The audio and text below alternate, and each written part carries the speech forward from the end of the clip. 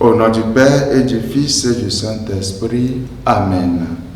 Aujourd'hui, samedi 6 août 2022, nous célébrons la fête de la transfiguration du Seigneur. Alors, bonne fête. De l'évangile de Jésus-Christ selon saint Luc. En ce temps-là, Jésus prit avec lui Pierre, Jean et Jacques, et il gravit la montagne pour prier. Pendant qu'il priait, l'aspect de son visage devint autre, et son vêtement devint d'une blancheur éblouissante. Voici que deux hommes s'entretenaient avec lui. C'étaient Moïse et Élie, apparus dans la gloire. Ils parlaient de son départ qui allait s'accomplir à Jérusalem. Pierre et ses compagnons étaient accablés de sommeil, mais restant éveillés, ils virent la gloire de Jésus et les deux hommes à ses côtés. Ces derniers s'éloignaient de lui quand Pierre dit à Jésus: « Maître, il est bon que nous soyons ici. Faisons 3 tentes, une pour toi, une pour Moïse et une pour Élie. » Il ne savait pas ce qu'il disait. Pierre n'avait pas fini de parler qu'une nuée survint et les couvrit de son ombre. Il fut saisi de frayeur lorsqu'il y pénétrait.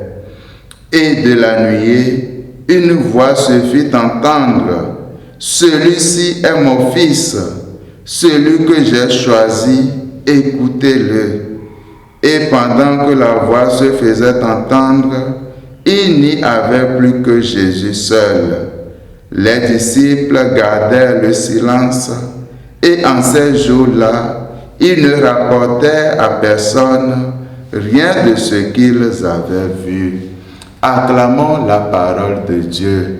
Louange à toi, Seigneur Jésus. Bien-aimés dans le Seigneur, nous voici dans cette belle fête de la transfiguration du Seigneur. Ce récit selon saint Luc est assez extraordinaire. Jésus choisit 3 de ses apôtres, Pierre, Jean et Jacques, part avec eux à l'écart sur une montagne, et là il se transfigure.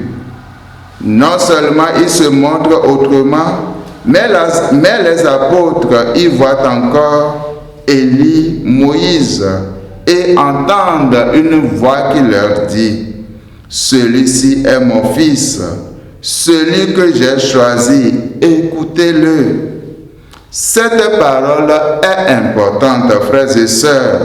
Nous devons écouter Jésus. C'est Dieu lui-même qui nous le dit. Il dit à chacun de nous: nous devons écouter Jésus. C'est important. Le Seigneur est là au cœur de nos vies, dans nos loisirs, dans nos soucis, dans nos difficultés de chaque jour. Mais trop souvent, nous sommes ailleurs. Nous organisons notre vie en dehors de lui et sans lui. Ce n'est pas bien. Nous devons tout faire avec le Christ. Nous, disciples du Christ, nous sommes appelés à être des personnes qui écoutent sa voix et qui prennent au sérieux ses paroles. Pour écouter Jésus, frères et sœurs, il faut être proche de lui. Il faut le suivre. Il faut accueillir son enseignement. Que le Seigneur nous accorde la grâce de pouvoir vivre notre propre transfiguration.